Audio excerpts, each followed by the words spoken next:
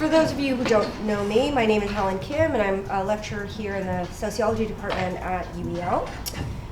Thank you, first of all so much for coming to our very first REPS event. This is the first of 3 REPS events for this year. REPS first started as a kind of workshop or series of workshops for PhD students in London who are doing work in the areas of race, racism, ethnicity, and postcolonial studies in 2010. Yeah, it was our first set of workshops.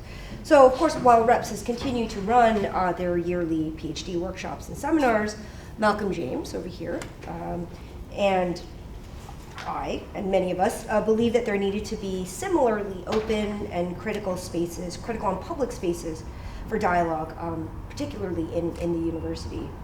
And we think this is especially crucial because we feel that academic spaces for discussions on racism, postcolonial studies, and cultural studies in general have been shrinking. So we've decided to expand REPS with the help of the UEL Sociology Department and the Sussex Center for Cultural Studies at the University of Sussex. So our second event, just to flag up, will be in February at the University of Sussex, so watch out for those details. And the third event will be in May-ish, or June. We'll send out details shortly. So REPS is and always has been a collective, and of course we want that to continue as a collective endeavor. So if you are interested in contributing to REPS, please contact us.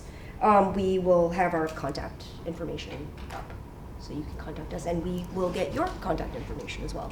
We'll send out a register. Okay, so we've got 2 papers tonight. The first will be Monique Charles. Monique will explore the social and cultural formation of grime music in relation to values. Those are moral, political, and aesthetic. In relation to spaces, those being schools, social media, and performance venues. And in relation to politics, responses to policing, 696, and dominant discourses and practices. The second speaker will be Richard Bramwell.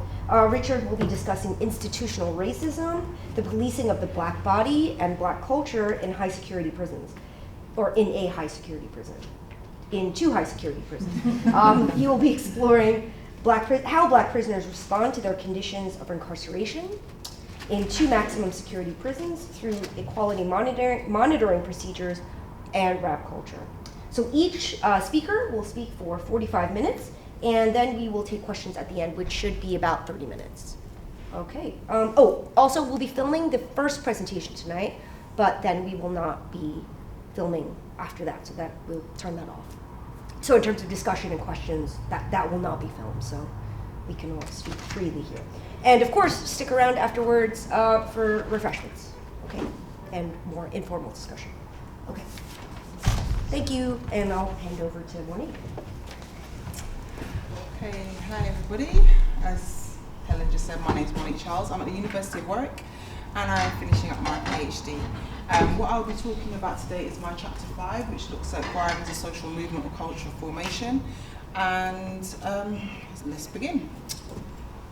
Okay, right, so just an outline of my PhD overall. I'm looking at grime from various vantage points. So I'm looking at it, mapping it out musically, socially, I'm looking at the demography of the scene, and I'm also looking at emotional, spiritual connections in a live performance setting. But for this particular talk, chapter 5, as I've said, and I will be contextualizing grime within its subcultural context and also with reference to its reception by mainstream Britain. So basically that just means I'm looking at how respondents or how people in the scene feel about mainstream, I suppose, opinions of grime, and also what they think about the scene themselves. Okay, so why is that important? Why does anyone care? I've put purple here. I'm just going to call the people I've interviewed by the colour that I've got on here, just to kind of illustrate the importance of my topic.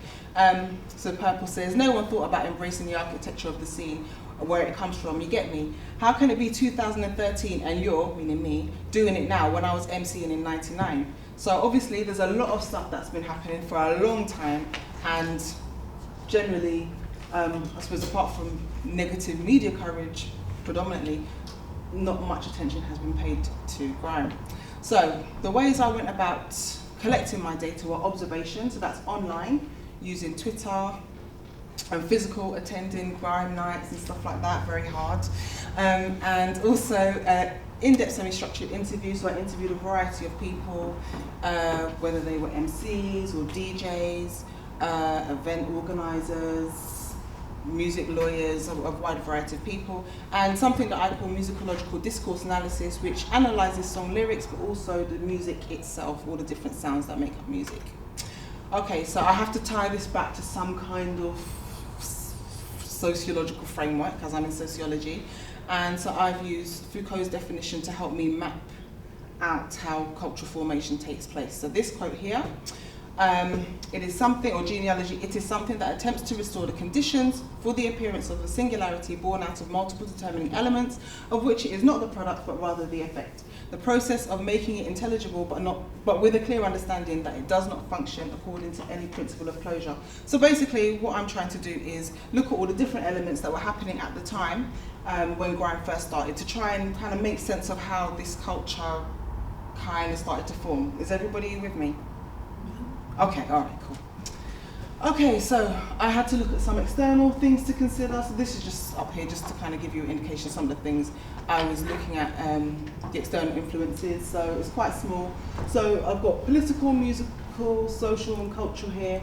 And for example, if I wanted to look at something that overlapped the social, the cultural and the musical and political, I would come across like surveillance targeting youth, or surveillance targeting youth, or NEETs. So there's just lots of different things that were going on socially that would also kind of inform, I suppose, the positioning of grime. So once I'd done all of my research, I realised it's external forces and internal forces that kind of shape what grime is. With all the interviews, the observations, and the musicological discourse analysis, I'll call it MDA just to be short, I came across three themes: values, spaces, and politics, but politics is a bit of an external factor as well. So these were the kind of competing forces that I came across that kind of helped to shape grime. Okay, so grime, it's been around for a long time. What part of grime am I looking at? I am looking at very early grime. Now Lena, she analyses genre, and she looks at genre teleologically, which means basically from the beginning and how it develops over time. So the early stages of grime are avant-garde and the scene-based stages. So that's before Tinchy Strider and Dappy came out with #1 and all that sort of stuff, before it kind of really blew up in mainstream. So what I'm going to be talking about here is the first kind of 2 dots on this diagram. Can you not see it? It should be, hopefully it's clear. And that's kind of like from 2000 to 2005-ish, up to about 2008, because most of the people I interviewed were talking about really early grime, first wave, and some people say 2008 is second wave. So, okay, so when I'm looking at this early scene, and I call them AG and scene based, just for ease. It comprises of core members, which is the dark purple bit here. These are the people that are trying to make a living from grime.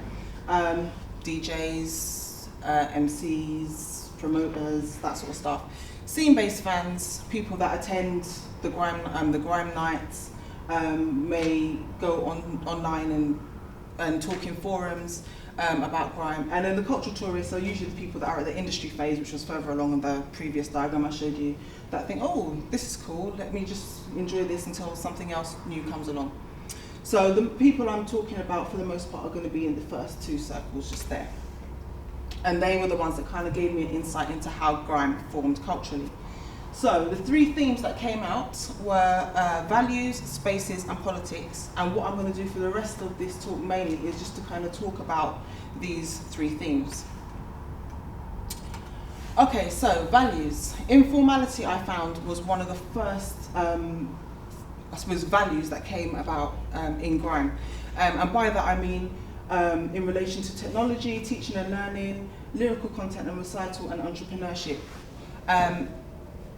Basically, there was a lot of self-teaching going on. There was a lot of teaching yourself how to use technology, figuring out where you could get access to, the latest technology, whether it was youth centres or if you're lucky, maybe at school, or if you had a friend that had a studio in their house or had access to a studio, that sort of thing. People would learn how to make music from friends, or to just teach themselves. Lyrical content, that was, I suppose, again, that was another self-taught thing, because when it was first coming out, 2000 or so, everyone was into hip-hop, American accents, or bashment, Jamaican accents, that sort of thing. And entrepreneurship, when people were trying to make money off their newly developed skill, it was all done informally. And I'll talk about that a bit more in spaces.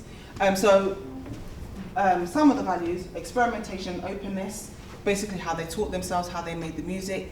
It kind of also fed into the aesthetic of the music anyway, because it sounded very different to anything that anybody had ever heard before. So it was very experimental, open. The competitiveness was another value in the scene. If you listen to a lot of the lyrics, a lot of MCs are the baddest MC, no one can mess with them, that kind of thing. And that also helped to sharpen their craft. Financial success was a value in grime as well, although it wasn't necessarily tied to the blingy kind of celeb lifestyle culture that was around at the time. At that sort of time, I think Puffy was still with J-Lo, to kind of give you an idea of how celebrity and bling bling life was. And the value of hard work. A lot of MCs talk about working hard, and a lot of the people I spoke to as well spoke about how hard they had to work to kind of get their grime business or skill, whatever they were doing, off the ground. Okay, so I'm going to quickly move on to spaces, because I'm wary of time. And one of the first things I wanted to draw everyone's attention to is grime is documented as an East London genre of music. Now, I know I'm at the University of East London, and I hope I'm not going to upset anybody, but so if I look at the secondary data from The Guardian, it says grime is a genre coming from the rough council estates of East London, and it's synonymous with Black British youth. So that was from The Guardian. But people that I interviewed, especially people from South London, were quite passionate about challenging this. So I'm just going to basically just give you some insight into what some South Londoners said. So Navy, for example, said, so the grime thing, I didn't hear about it until 2003. So that was 2 years later. But in between that time, you had this song, and I think this song was the next big thing that spearheaded the East London route, because this particular artist wasn't part of the clique, so to speak. Yeah, this crew were there, but they weren't part of this crew or this crew. They were outsiders, and they had a top 10. So that's what spearheaded the whole thing for East. Like, we're like, people from South London, how could these man, any man come? And that's what happened. That's why all these crews turned up. They got signed, they got a top 10, we can. Do you know what I mean? That's what happens. They all want to follow suit. So basically what he's saying is, East London, one of the reasons why East London kind of got the, I don't know if you want to call it, the label as being the home of grime, is because some of the songs that came out, some of the first songs that crossed over, were from artists and crews from East London. And Purple, again, who I spoke to about before, he was saying, no doubt, my crew, we bust the whole scene, the whole grime scene after a particular crew. We bust the whole grime scene in South London because we had this radio station, which was their own pirate radio station. And then he also says, as soon as I started getting big, this particular artist, which was at East London, I got in, and then after that it got more harder. So I just wanted to bring that into the debate, I suppose, because it's already accepted that it's East London, but South London tend to challenge that, and that's actually been challenged in some other talks that I've done previously. Okay, so still in spaces, I'm looking at hubs of coalescence, or places and spaces where the culture started to develop. Okay, so basically I'm trying to make intelligible, if I go back to Foucault's statement, ways that the culture kind of started to form.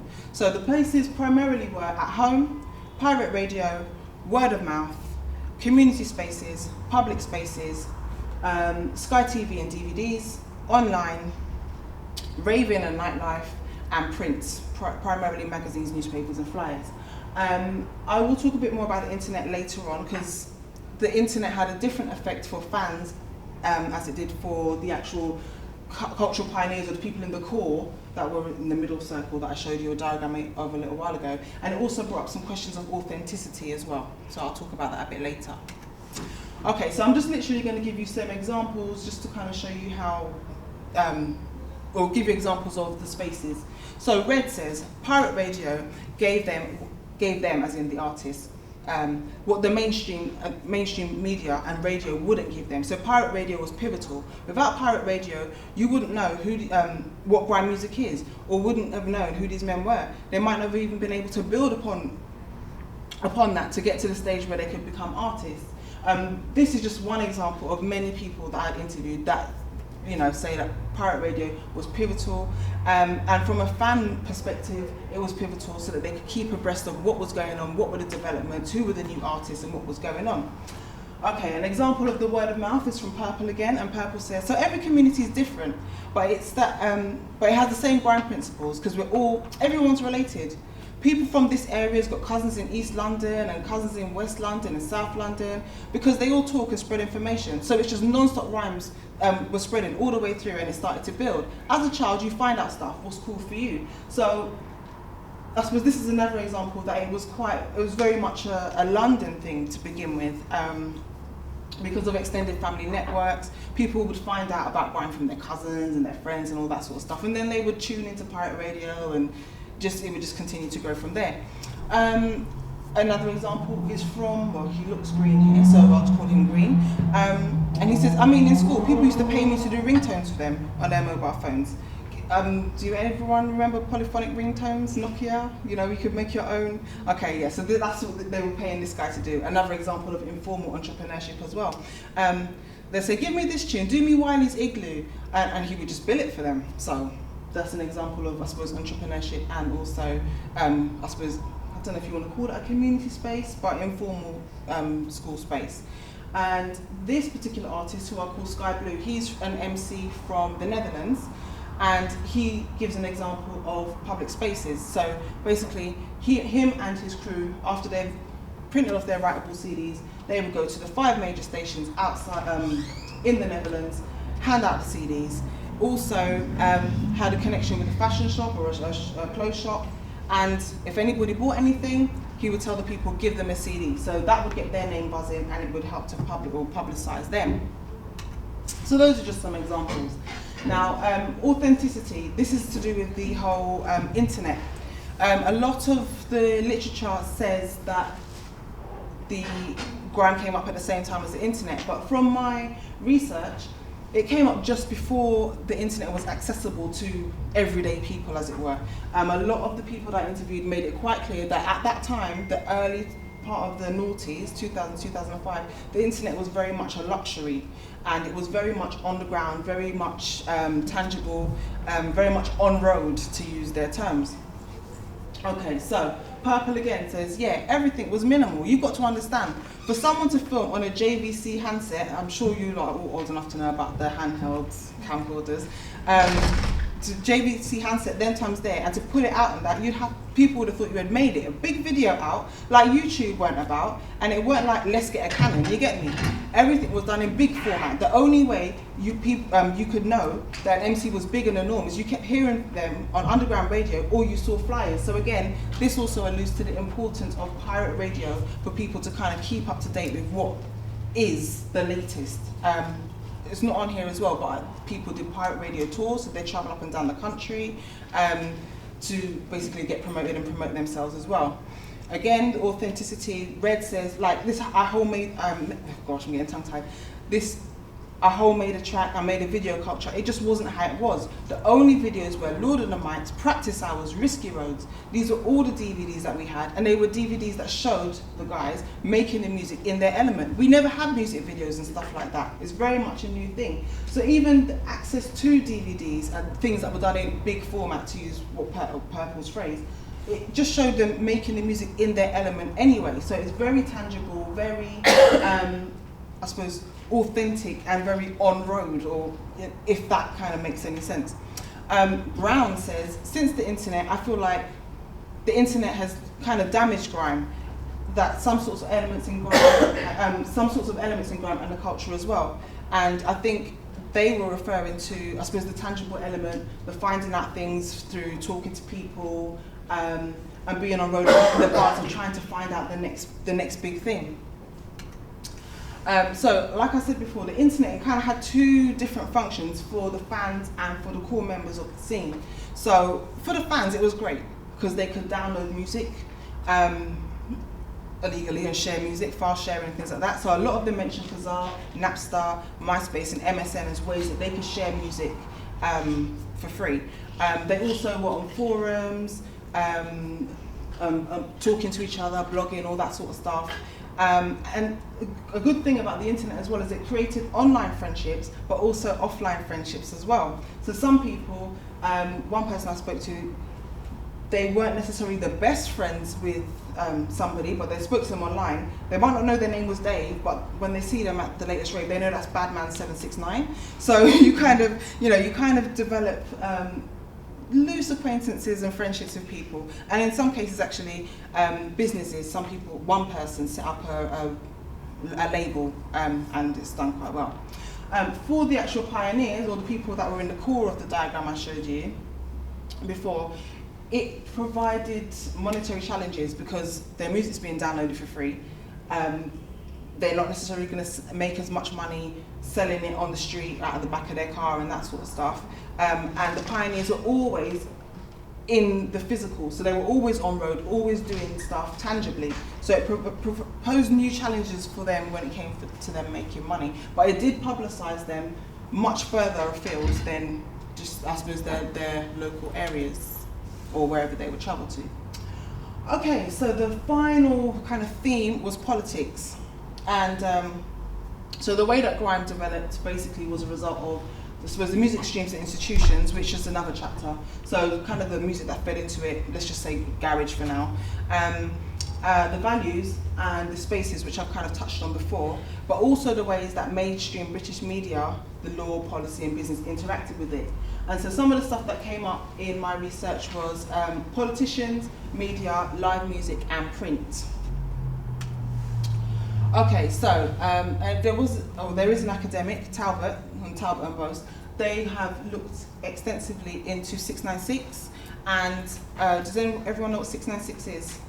Okay, I'll go through that in a minute. They looked extensively into 696 and how that has, the impact it's had on black nightlife. So the form 696, it is a risk assessment form by the Metropolitan Police, and if you have a nightclub, if you want to put on an event, you need to fill out the form 696 form. The first form, the artist or whoever was holding the night would have to put down their personal details, their home address and everything else. If anything happened, they would be liable for anything happening, for shooting, stabbing, that sort of stuff. And it also asked what music was going to be played. So if you ticked bashment or if you ticked grime, then chances are it's a hazard, and so they just wouldn't give you a license and you couldn't put the night on. So there was a bit of there was a lot of outcry about that, and they changed the form, they worded things differently, but it still kind of targeted black cultural forms.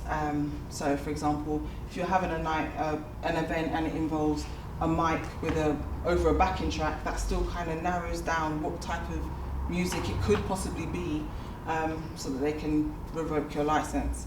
But yeah, so this is some of the things that my people I interviewed said. So Pink said it definitely was based around racial profiling, I believe that's how you'd say it.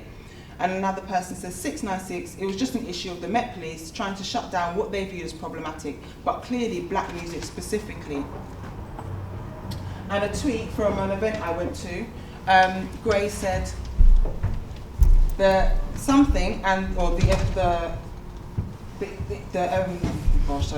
club and the Met Police simply reinforced the criminalisation of black culture by turning the gig into an Israeli-style checkpoint. So the people that are in the scene are clearly aware that the music that they listen to when they want to go out and all that sort of stuff is being targeted and being, I suppose, treated discriminatorily, if that's a word, by the police. It's also been touched on by JME recently. He did a documentary with Noisy. Okay, so the people that I interviewed felt that grime, when they looked at mainstream responses to grime, they found that it was essentialized, which means that we're all conflated together. Everything was, grime was the same as gangster rap, was the same as bashment or whatever, and it was just all the same thing. It was criminalised, so it was dangerous. It's responsible for people getting stabbed and all this sort of stuff. And it was marginalised, so it was something basically to keep away from. And it was marginalised by the print media in a different way to TV and news coverage and the authorities. Okay, so Martiniello,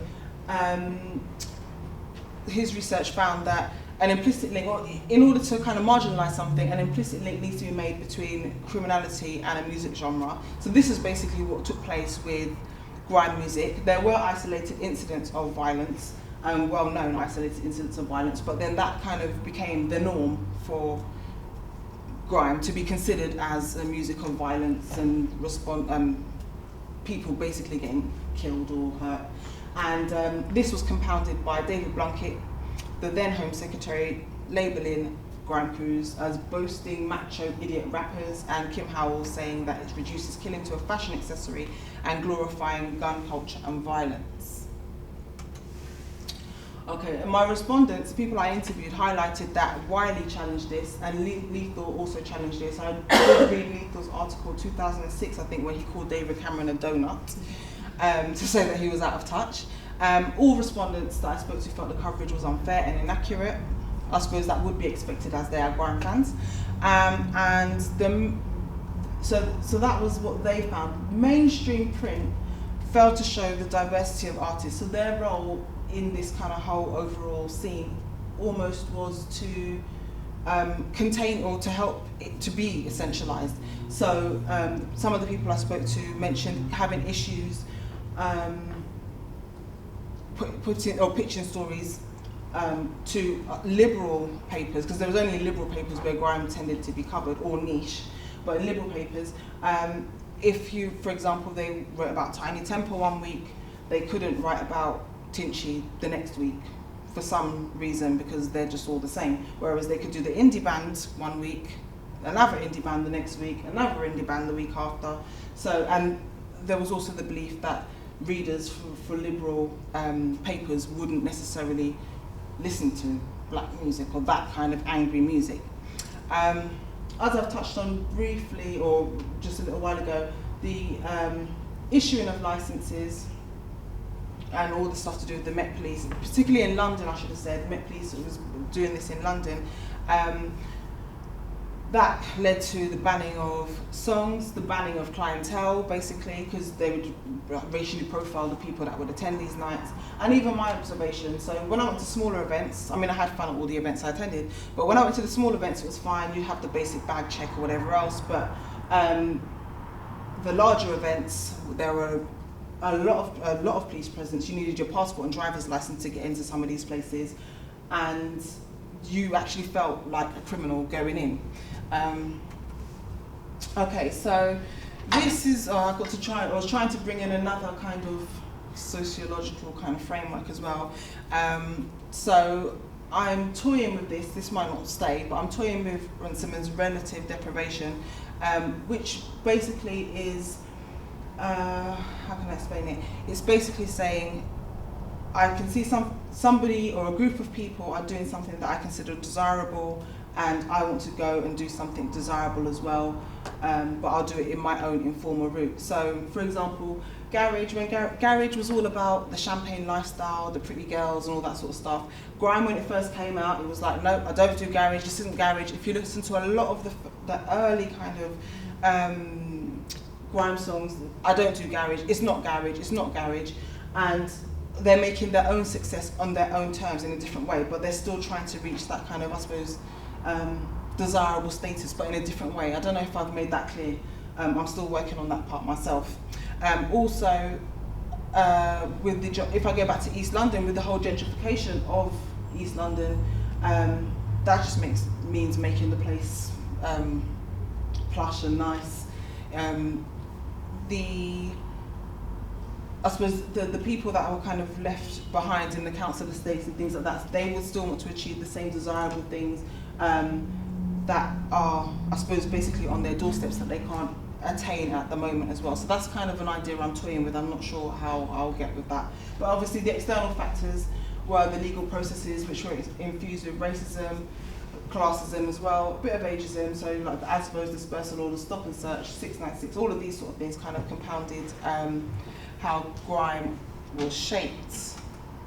And how am I for time? Okay, because I'm okay. All right. Okay, so those are that's kind of a very broad kind of overview of the where and how kind of grime developed and the things that kind of informed it.